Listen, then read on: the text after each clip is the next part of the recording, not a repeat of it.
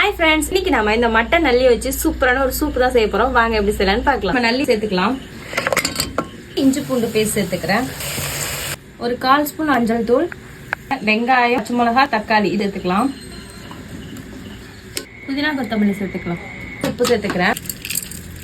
நல்லி நல்லா மூழ்கிற அளவுக்கு தண்ணி சேர்த்துக்கிறேன்.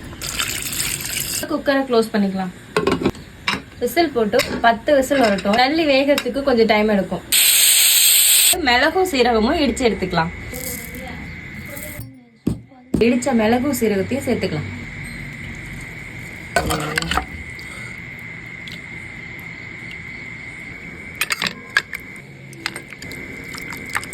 இந்த வெதருக்கு சூப்பரான ஒரு நல்லி சூப்பு. சளி இருமல் இருந்ததுன்னா 10 நிமிஷத்துல பறந்து போயிடும். கண்டிப்பா இந்த ரெசிபியை ட்ரை பண்ணி பாருங்க.